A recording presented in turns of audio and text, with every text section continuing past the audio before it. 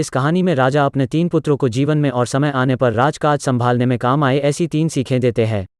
राजा की 3 सीखें क्या है ये जानने के लिए हमारे साथ इस कहानी में बने रहे। तो समय नष्ट न करके कहानी शुरू करते हैं। राज की 3 शिख। राजा ने अपने तीनों पुत्रों को बुलाया और उनसे कहा कि हमारे राज्य में नाशपाती का कोई वृक्ष नहीं है और मैं चाहता हूँ कि तुम तीनों 4 महीने के अंतराल पर इस वृक्ष की तलाश में जाओ और पता लगाओ कि नाशपाती का वृक्ष कैसा होता है। तीनों पुत्र अपने पिता की आज्ञा का पालन करने के लिए तैयार हो गए। तीनों बारी बारी वृक्ष की तलाश में गए और वापस भी आ गए।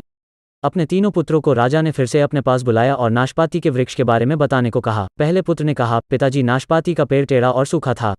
तभी बीच में दूसरे पुत्र ने कहा, अरे नहीं, नाशपाती का पेड़ तो हरा भरा था, लेकिन उसमें सिर्फ एक कमी थी कि उस पेड़ पर एक भी फल नहीं लगा था। तभी तीसरे ने कहा, शायद तुम दोनों ने कोई गलत पेड़ देख लिया है, क्योंकि मैंने जो नाशपाती का पेड़ देखा वो तो बहुत ही शानदार था और उसमें बहुत सारे फल भी लगे हुए थे। अब तीनों पुत्र आपस में अपनी अपनी बात को लेकर झगड़ रहे थे। तभी राजा अपने सिंहासन से उठते हैं और बोलते हैं, पुत्रों, तुम्हें आपस में झगड़ने की कोई जरूरत नहीं है, क्योंकि तुम तीनों ने नाशपाती के वृक्ष का सही वर्णन करा है। तभी वो तीनों ने कहा, ऐसा कैसे हो सकता है?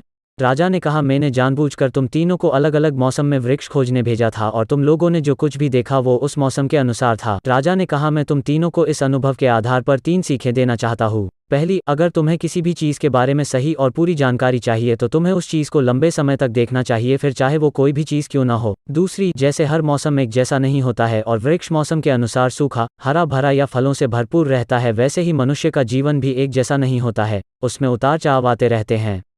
अगर हम किसी बुरे समय से गुजर रहे होते हैं तब हमें अपनी हिम्मत और धैर्य से काम करना होता है। तीसरी, हमें हमेशा अपनी बात को ही सही मानकर उस पर अड़े नहीं रहना चाहिए, बल्कि दूसरों की बातें भी सुननी चाहिए और दूसरों को भी जानना चाहिए। ये सारा संसार ज्ञान से भरा पड़ा है और हम चाहकर भी अकेले सारा ज्ञान प्राप्त नहीं कर सकते हैं, इसलिए हमें किसी ज्ञानी व्यक्ति से सलाह लेनी चाहिए। अगर आपको हमारी स्टोरी राजा की 3 सीखें अच्छी लगी हो तो अपने दोस्तों के साथ भी शेयर कीजिए और कमेंट में ज़रूर बताइए कि कैसी लगी हमारी स्टोरी।